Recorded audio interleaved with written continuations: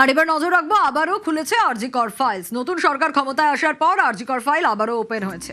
পানিহাটি শ্মশানে তদন্তে সিবিআই আধিকারিকরা পৌঁছে যান। কি কি প্রশ্নের উত্তর তারা খোঁজার চেষ্টা করছেন, আরো বিস্তারিত এই বিষয়ে অনুপ জানাতে পারবে। অনুপ, কি কি প্রশ্নের উত্তর খোঁজার চেষ্টা করছেন সিবিআই আধিকারিকরা? তো আরজি করে যে তরুণী চিকিৎসক ধর্ষণ এবং খুনের ঘটনা, সেই খুনের ঘটনা ইতিমধ্যে এখনো পর্যন্ত যে তদন্ত প্রক্রিয়া নতুন করে ফাইল খোলা হয়েছিল এবং পরবর্তী ক্ষেত্রে লক্ষ্য করা যায় গত 15 তারিখে আরজি কর যে হাসপাতাল, সেখানে কিন্তু পুলিশের পক্ষ থেকে, সিবিআই এর পক্ষ থেকে সিবিআই আধিকারিক তারা সেখানে যায়, বেশ কিছু অনুসন্ধান তারা শুরু করে এবং পরবর্তী ক্ষেত্রে একাধিক ব্যক্তির সঙ্গে যেমন কথা বলা হয়, এমএসজিপি যিনি হাসপাতালে তার সঙ্গে কথা বলা হয় এবং আজকে লক্ষ্য করা গেল রকম ভাবে সিবিআই আধিকারিক তারা আরজি কর যে হাসপাতাল সেখানে তারা পৌঁছে যাবেন। তারই পাশাপাশি একটি টিম যিনি তদন্তকারী সংস্থার আইও, তিনি কিন্তু নিজে একেবারে কামারহাটি যে শ্মশান, সেই শ্মশানে পৌঁছে যায় এবং সেখানে গিয়ে কিন্তু বেশ কিছু তথ্য অনুসন্ধান তারা করে। সেদিনকে কারা কারা কোন কোন নেতৃত্ব বা কারা দেহ সৎকার করার জন্য এসেছিলেন, তাড়াহুড়ো করছিলেন এবং কারাই নিদান দিচ্ছিলেন, এই গোটা বিষয় কিন্তু একেবারে জানার জন্য যে শ্মশানে যিনি ডোম ছিলেন তার সঙ্গে কথা বলে তাকে জিজ্ঞাসাবাদ করা হয় এবং গোটা বিষয় কি ঘটেছিল, আরজি করে তরুণী চিকিৎসক খুনের ঘটনা পরবর্তী, ধর্ষণ করে খুনের ঘটনা পরবর্তী ক্ষেত্রে এই যে ওটা যাবতীয় বিষয় কিন্তু সেখান থেকে তারা তথ্য সংগ্রহ করে এবং একাধিক ব্যক্তির সঙ্গে কথা বলে এভিডেন্স জোগাড় করে। পরবর্তী ক্ষেত্রে এই সময় তথ্য নতুন করে আদালতে পেশ করে এবং একাধিক ব্যক্তিকে আবার তলব করে জিজ্ঞাসাবাদ করা হবে। তদন্তটা হচ্ছে, সরকার নতুন এসেছে, তদন্তটাও নতুন করে শুরু হয়েছে, এবার বিচার আসবে। আমি কোনো সময় আশা হারাইনি, মেয়েকে হারিয়েছি, তারপরে আশা হারালে বাঁচবো কি করে? বার্নিং ঘাটের যে ইনচার্জ, সে বলছে যে আপনারা সেদিন চেয়েছিলেন বলেই তাই মেয়ের দাহ করা হয়েছিল। উনি এখন উল্টো কথা বলছেন, তখন বলেছিলেন যিনি আমার মেয়েকে ডেড বডিটা নিয়ে এসেছিলেন সেই ড্রাইভারও বলেছিলেন যে এগুলো ঠিক হয়নি কিছুই, যে সব ডেড বডি পোস্টমর্টম হয় সেগুলো চেয়ারম্যানের অনুমতি ছাড়া বার্নিং করা যায় না। তো সেখানে মলয় রায় ওখানে কোনো সাইন নেই। দত্তকে এর আগেও ডিম ছোড়া হয়েছিল। ক্ষিপ্ত জনতা এর আগে দুবার সব্যসাচী দত্তকে ডিম ছুঁড়েছেন, গোবরও ছুঁড়েছেন। আবারও সেই ছবি, সব্যসাচী দত্তকে ডিম বিধাননগর আদালত থেকে বের করার পরই যেন ডিম বৃষ্টি হলো। দেখুন শুধু ছবিটা, সব্যসাচী দত্তকে ডিম ছুঁড়ে রীতিমতো বিক্ষোভ, পালানোর চেষ্টা করলেন কিন্তু পালিয়েও শেষ রক্ষা হলো না। ডিমের আতঙ্কে রীতিমতো দৌড়চ্ছেন সব্যসাচী দত্ত, কারণ এটা তো প্রথমবার নয়, এর আগেও তিনি ভুক্তভোগী, এর আগেও তিনি ডিম ছুঁড়েছে সাধারণ মানুষ তার উদ্দেশ্যে, কিন্তু এবারও পালিয়েও শেষ রক্ষা হলো না। অনুপ রয়েছে আমার সঙ্গে। অনুপ, এর আগে আমরা দেখেছি ডিম ছোড়া, গোবর ছোড়া, আবারও আগের দিন আমরা দেখেছি ডিম ছোড়া, আজও সেই ছবিটা। পালাতে চাইলেন সব্যসাচী দত্ত, পাই পাই করে দৌড়াচ্ছিলেন, কিন্তু শেষ রক্ষা হলো না দেখছি, সেই ডিম ছুড়লই সাধারণ মানুষ। সব্যসাচী দত্ত তাকে আজকে আদালতে পেশ করা হয়েছিল এবং পুলিশের পক্ষ থেকে নতুন করে তাকে 6 দিনের হেফাজতের আবেদন জানানো হয়। বিচারকের পক্ষ থেকে সবকিছু ডকুমেন্ট সাবমিট যখন করে পুলিশ, তার পরবর্তী ক্ষেত্রে দেখা যায় বিচারকের পক্ষ থেকে নির্দেশ দেয় 6 দিনের পুলিশি হেফাজতের। এরপরে সব্যসাচী দত্ত তাকে যখন বের করা হচ্ছিল বিধাননগর মহকুমা আদালত থেকে, সেই সময় লক্ষ্য করা যায় সব্যসাচীকে দত্তকে দেখে কিন্তু কিছু মানুষ, যারা এলাকার মানুষ থেকে শুরু করে কিছু বিজেপি কর্মীরা যারা উপস্থিত ছিল, তাকে ছোট ছোট স্লোগান দিয়ে থাকে। তার পরবর্তী ক্ষেত্রে লক্ষ্য গেল সব্যসাচী দত্ত তাকে উদ্দেশ্য করে পরপর ডিম ছোড়া হলো এবং বেলুন ভর্তি রং ছোড়া হলো। আজকে দেখা গেল এর আগে সব্যসাচী দত্ত তাকে কিন্তু উদ্দেশ্য করে ডিম যেমন পরপর ছোড়া হয়েছিল, গোবর ছোড়া হয়েছিল এবং এরপর দেখা গেল সব্যসাচী দত্ত তাকে উদ্দেশ্য করে পরপর ডিম ছোড়া হলো এবং পরবর্তী ক্ষেত্রে চোর চোর স্লোগান দেওয়া হলো এবং রং ভর্তি বেলুন তাকে উদ্দেশ্য করে ছোড়া হয়।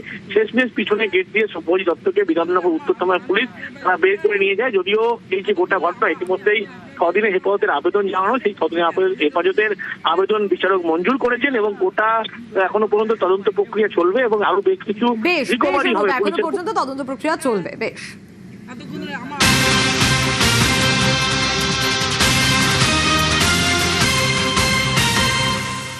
এদিকে মানস ভুঁইয়া, তার বিরুদ্ধে এফআইআর কেন? প্রাক্তন সেচ মন্ত্রীর বিরুদ্ধে সবঙ্গে কি কারণে এফআইআর? 5 লক্ষ টাকা নিয়ে চাকরি দেওয়ার অভিযোগ রয়েছে। কোন দপ্তরে চাকরি দিয়েছিলেন তিনি, কি অভিযোগ জানবো, তবে তার আগে আরো একবার জানাই, মানস ভুঁইয়ার বিরুদ্ধে এফআইআর। প্রাক্তন সেচ মন্ত্রী, তার বিরুদ্ধে সবঙ্গে এফআইআর দায়ের হলো। সরকার তৃণমূল সরকার যতদিন ক্ষমতায় ছিল তৃণমূল নেতাদের বিরুদ্ধে ভুরি ভুরি দুর্নীতির অভিযোগ এসেছে এবং সরকার পাল্টানোর পর বিজেপি ক্ষমতায় আসার পর সাধারণ মানুষ তারাও অভিযোগ জানাচ্ছেন, মুখ খুলেছেন। দিগ্বিজয় রয়েছে আমার সঙ্গে। দিগ্বিজয়, এই এফআইআর এ ঠিক কি রয়েছে, কি অভিযোগ মানস ভূঁইয়ার বিরুদ্ধে? দেখো রমিয়া, এই অভিযোগে রয়েছে যে ভোটের আগে অর্থাৎ 2026-এর বিধানসভা নির্বাচনের আগে সবংয়ের দশগ্রাম গ্রাম পঞ্চায়েতের অনন্ত টুং নামে এক ব্যক্তি তার স্ত্রীকে প্রায় 5 লক্ষ টাকার বিনিময়ে তেমাথানি এলাকায় সেচ দপ্তরের অফিসে কাজ দেওয়া হয়েছিল এবং পালাবদলের পরে সেই কাজ কিন্তু তার চলে যায়। তারপরেই কিন্তু ওই অনন্ত টুং সবং থানায় অভিযোগ দায়ের করে। ইতিমধ্যে কয়েকদিন আগে তৃণমূল কংগ্রেস দল ছেড়েছে মমতা বন্দ্যোপাধ্যায়কে চিঠি পাঠিয়ে জানিয়েছেন সবংয়ের প্রাক্তন বিধায়ক প্রাক্তন সেচমন্ত্রী মানস রঞ্জন ভূঁইয়া। তারপরে কিন্তু এই এফআইআর এবং এই অভিযোগ যথেষ্ট কিন্তু তার ক্ষেত্রে চাপের। এই নিয়ে তার সঙ্গেও আমরা কথা বলেছিলাম, তিনি জানিয়েছেন ভরসা আছে এটা রাজনৈতিক চক্রান্ত, সবংবাসী এর উত্তর দেবে। আর যদিও মানস ভূঁইয়ার এই যে অভিযোগ অর্থাৎ টাকা নিয়ে চাকরি দেওয়ার যে অভিযোগ, সেই অভিযোগকে কটাক্ষ করেছে বিজেপি। বেশ, মানসবাবু তো সবংয়ের চাকরি দিবে করে বহু মানুষের টাকা নিয়েছে। মানসবাবু বহু লোকের কাছে এইভাবে টাকা তুলে আজকে তাকে যারা তার কথা কোনো শুনছে না তাকে ফাঁসি দেওয়ার জন্য বিভিন্নভাবে চেষ্টা করছে। বিজেপি থেকে দাবি করবো যারা প্রকৃত টাকা দিয়েছে তাদের টাকা ফেরত দিতে হবে। মানসবাবু তো তৃণমূল ছাড়ছে, তৃণমূল ছাড়ে এখন কোন লাল ধরবে এখন ছোটাছুটি করছে, এখন কোন জায়গায় যাবে এখন স্থির করতে পারেনি। সবংয়ের মাটিতে মানসবাবু যা করেছে আমার মনে হয় কোনো জায়গায় তার স্থান নেই। মানস ভূঁইয়া কি বলছেন দেখি। আমার এসব জিনিস জানা নেই। 56 বছরের রাজনৈতিক জীবন মানুষের সেবা করেছি, দিয়েছি, নিইনি কারো কাছে কিছু। ভালোবাসা চেয়েছি, ভালোবাসা পেয়েছি, একটা সুপরিও খাইনি কারো কাছে। আজকে পরিবর্তিত প্রেক্ষাপটে কেউ আঙুল তুলেছে, হতেই পারে, কিন্তু বিচার ব্যবস্থার উপর আমার আস্থা আছে, সবংয়ের মানুষের উপর আস্থা আছে। এদিকে মানস ভূঁইয়া, তার বিরুদ্ধে এফআইআর কেন? প্রাক্তন সেচ মন্ত্রীর বিরুদ্ধে সবংয়ে কি কারণে এফআইআর? 5 লক্ষ টাকা নিয়ে চাকরি দেওয়ার অভিযোগ রয়েছে। কোন দপ্তরে চাকরি দিয়েছিলেন তিনি, কি অভিযোগ জানবো। তবে তার আগে আরো একবার জানাই, মানস ভূঁইয়ার বিরুদ্ধে এফআইআর। প্রাক্তন সেচ মন্ত্রী, তার বিরুদ্ধে সবংয়ে এফআইআর দায়ের হলো। তৃণমূল সরকার যতদিন ক্ষমতায় ছিল তৃণমূল নেতাদের বিরুদ্ধে ভুরি ভুরি দুর্নীতির অভিযোগ এসেছে এবং সরকার পাল্টানোর পর বিজেপি ক্ষমতায় আসার পর সাধারণ মানুষ তারাও অভিযোগ জানাচ্ছেন, মুখ খুলেছেন। দিগ্বিজয় রয়েছে আমার সঙ্গে। দিগ্বিজয়, এই এফআইআর এ ঠিক কি রয়েছে, কি অভিযোগ মানস ভূঁইয়ার বিরুদ্ধে?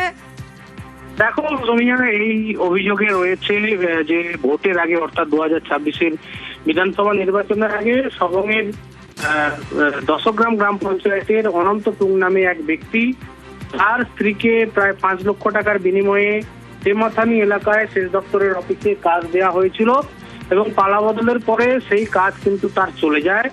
তারপরেই কিন্তু ওই অনন্ত টুং সবং থানায় অভিযোগ দায়ের করে।